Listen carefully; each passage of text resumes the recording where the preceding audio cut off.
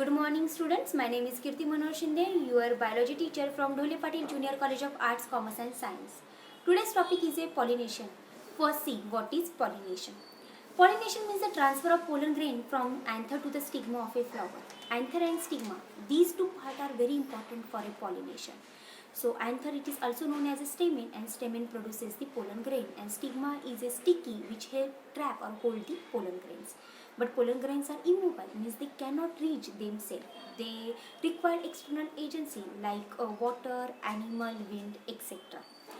Pollination are of two types: self-pollination and cross-pollination. Have a look at the diagram. Self-pollination means what? Pollen grain transfers stamen to the stigma of a same plant. So we call it as a self-pollination. And cross-pollination means what? Pollen grain transfer one plant to the another plant. So we call it as a cross-pollination. I already told you pollination have a two types: self-pollination and cross-pollination. Self-pollination divided into two parts: autogamy, and second one is a geitonogamy. Autogamy means what? Pollination occur in same flower, so it is called as a autogamy. And geitonogamy means pollination occur different flower of a same plant. Then cross-pollination, it is also known as a xenogamy, and xenogamy is divided into two parts: abiotic agencies and biotic agencies. Abiotic agencies means non-living things, and biotic agencies means living things. Self-pollination, it is a transfer of pollen grain from the anther of a flower to the stigma of either the same or genetically similar flower. Genetically similar flower means what? They are identically similar to the mother plant. Accordingly, self-pollination is of two types: autogamy, and second one is a geitonogamy. Autogamy, it is a type of a self-pollination in which an intersection of perfect flower, it is pollinated by its own pollen. Then autogamy occurs by two methods: homogamy and cleistogamy. Homo means what?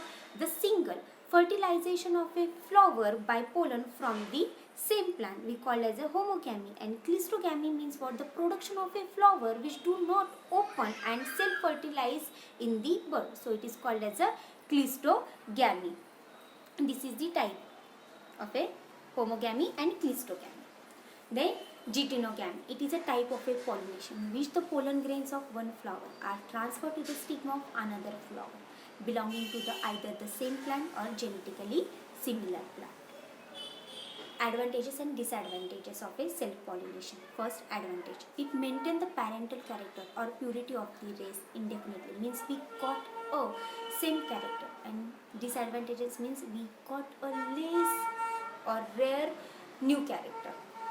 Self-pollination is used to maintain pure lines for hybridization experiment.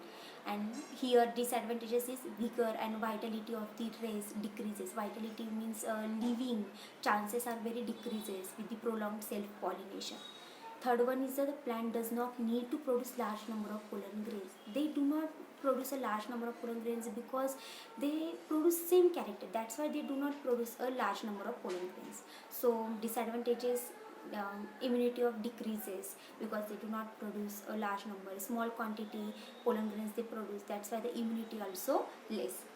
Flower do not develop devices for attracting insect pollinator, and here adaptability to change environment are reduced.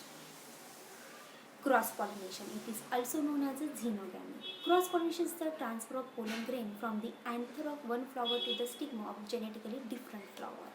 Cross-pollination is transferred with the help of external agency, and we already discussed which external agency they used, like water, wind, etc. Agencies of a pollination: abiotic agencies and biotic agencies. Abiotic means what? Non-living things, for example wind and water. Pollinations occur through wind, we called as a anemophily, and pollinations occur with the help of a water, so we called as a hydrophily. So biotic agencies means what? Living things, means pollinations occur through insect, we called as a entomophily. So like that, pollinations occur through the birds, we called as a emetophily, etc. Anemophily. Anemophily, it is a mode of a cross-pollination. Pollen grain transferred with the help of a wind, we called as a anemophily. For example, coconut, palm, date, etc. They have a characteristic also. Look at the characteristic. The flower are colorless, odorless, and nectarless. Pollen grains are light, small, and winged. Pollen grains are lightweight, that's why they are easily moved with a wind. So stigma is hairy, feathery or branched and they catch the wind on pollen grains, and pollen grains are produced in very large in number. This is the example of anemophily. Hydrophily. It is a mode of a pollination, the transfer of pollen grains with the help of a water. So we call it as a hydrophily. Hydro means water, means pollination occurs with the water. So that's why we call it as a hydrophily. For example is a zoosteria, and characteristics are as flowers are very small because they grow on a water. That's why flowers are very small. Nectar and odor are totally absent. Sorry. Pollen grains are light, that's why they easily move with a water. So pollen grains are very light weighted and small. Stigma is a long, sticky but unweightable. Entomophily. Entomophily, it comes under biotic agency. Entomophily means what? Pollen grain transfer with the help of an insect. So we call it as an entomophily, like a moth, butterflies, wasps, bees, etc. Best example is a butterfly. Butterfly are very choosy as compared to the other insect. Why did I say it's very choosy? Because of first butterfly choose bright showy colored flower, then on which the butterfly land on the surface of the flower, which is called as a landing platform, and butterfly walks all over the surface of the flower, walks off the surface of the flower. Butterfly legs have a sensor, and these sensor recognize the how much nectar present in a flower.